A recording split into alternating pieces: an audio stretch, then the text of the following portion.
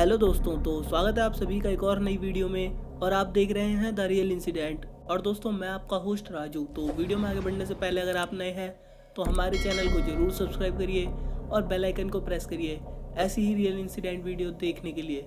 दोस्तों, आज की कहानी हमारे ही एक सब्सक्राइबर कृष्णा जी ने शेयर की है, तो आगे की कहानी मैं उन्हीं के पॉइंट ऑफ व्यू से सुनाऊंगा। और दोस्तों, अगर आपके पास भी ऐसी कोई कहानी है तो आप हमें इंस्टाग्राम पर शेयर कर सकते हैं। मेरा नाम कृष्णा है और मैं मुंबई का रहने वाला हूँ। आज मैं आपको मेरे साथ घटी एक सच्ची घटना के बारे में बताने जा रहा हूँ, जिसके बारे में सोचकर आज भी मुझे नींद नहीं आती है।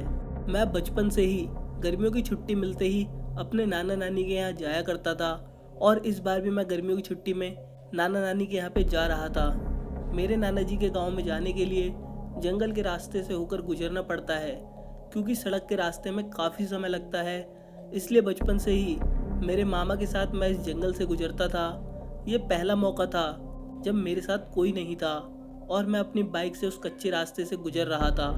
उस दिन छुट्टियां पड़ने की खुशी में मैं सारे दिन घूमता रहा और मौज मस्ती करता रहा, जिसके कारण शाम को मुझे काफ़ी देर हो गई थी। एक बार तो मैंने सोचा कि रात हो चुकी है, सुबह चला जाऊंगा, लेकिन नाना जी के यहाँ दूध घी के बारे में याद करते हुए मैं रात को 8 बजे ही घर से निकल गया। मैं खुशी खुशी रास्ते में अकेला गुनगुनाते हुए जा रहा था। वो जंगल एकदम सुनसान था और रात को उस रास्ते से कोई भी नहीं गुजरता था। लेकिन गांव पहुंचने की जल्दबाजी के कारण मुझे इन बातों से कोई मतलब ही नहीं था। जब मैं जंगल के बीच पहुंचा तब अचानक मुझे टॉर्च जैसी रोशनी दिखाई दी। मैंने सोचा, इतनी रात को इस घने जंगल में कौन घूम रहा होगा। मैं जैसे जैसे आगे बढ़ रहा था उसकी रोशनी लगातार बढ़ती जा रही थी। तभी मुझे धोती कुर्ता पहने हुए एक आदमी नजर आया, जो गाड़ी को रोकने के लिए हाथ दिखाकर इशारा कर रहा था। मैंने पहले तो गाड़ी नहीं रोकने की सोची, क्योंकि मैं सोच रहा था कि कोई चोर लुटेरा होगा। लेकिन जब फिर मैंने सोचा शायद कोई जंगल में भटक गया होगा, इसलिए ये सोचकर मैंने गाड़ी रोक दी। मैंने उनसे पूछा कहाँ जाना है। वो आदमी बोला तो कुछ नहीं, बल्कि उंगली से मेरे नाना जी की गांव की तरफ इशारा कर दिया। मैंने कहा ठीक है, बैठ जाओ, मैं भी उधर ही जा रहा हूँ। वो मेरी बाइक के पीछे बैठ गया और मैंने बाइक शुरू कर दी। थोड़ी देर बाइक चलाने के बाद अचानक मेरे बाइक की स्पीड कम हो गई। मैं ज़ोर ज़ोर से रेस दे रहा था, फिर भी बाइक 20 की स्पीड से ज़्यादा नहीं चल रही थी।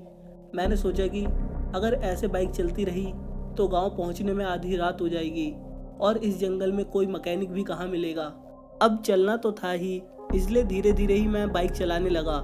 अब मैंने पीछे बैठे आदमी से बात करने की कोशिश की, लेकिन वो बस हाँ हूँ कर रहा था। उसने मुंह पर गमछा बांध रखा था, जिससे उसका चेहरा साफ दिखाई नहीं दे रहा था। थोड़ी देर बाद अचानक से मेरे बाइक की स्पीड बढ़कर 80 हो गई और रेस कम होने का नाम ही नहीं ले रही थी। अचानक से मेरे पीछे बैठे आदमी का गमछा हवा में उड़ गया, और जब मैंने बाइक के शीशे में उसका चेहरा देखा तो मेरे होश उड़ गए। उसका चेहरा एकदम नीला था और उसकी आंखें एकदम सफ़ेद थी। बाइक के शीशे में उसका चेहरा देखते ही मेरा पूरा शरीर कांपने लग गया और बाइक से मेरा संतुलन गड़बड़ा गया, जिससे मैं बाइक के नीचे गिर गया और दूर तक घसीटता चला गया। मेरे पैरों में चोट आई थी, लेकिन मैंने चोट की परवाह किए बिना भागना शुरू कर दिया। मुझे थोड़ी दूर पर ही गाँव की रोशनी नज़र आ रही थी। मैंने भागते हुए जब पीछे देखा तो वो आदमी मेरे पीछे आ रहा था और भयंकर धूल उड़ रही थी, जिससे मुझे कुछ साफ दिखाई नहीं दे रहा था। फिर भी मैं वहाँ से भाग रहा था। अचानक धूल के बीच में मुझे ऐसा लगा कि उसने मेरा गला पकड़ लिया और मुझे घुटन होने लगी।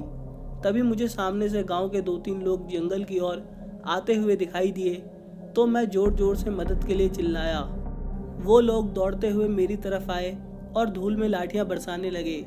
उनकी कुछ लाठियाँ मुझे भी लगी, लेकिन वो आत्मा वहाँ से भाग गई। अब वो तुरंत मुझे मेरे नाना जी के घर पर ले गए और उन लोगों ने मुझे बताया कि वो जंगल के पास के अपने खेत में रात की रखवाली कर रहे थे, इसलिए उन लोगों ने मेरी आवाज़ सुन ली, वरना तो आज भगवान ही मेरा मालिक था।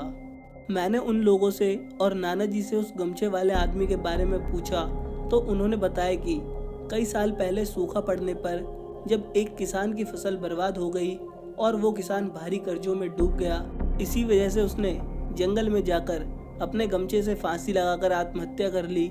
तब से रात को कोई भी इस रास्ते से अकेला नहीं गुजरता है, क्योंकि यहाँ पर अकेले गुजरने वाले लोगों को वो आत्मा खुद की तरह पेड़ पर फांसी से लटकाकर मार डालता है और 2-3 लोगों को मौत के घाट उतार चुका है।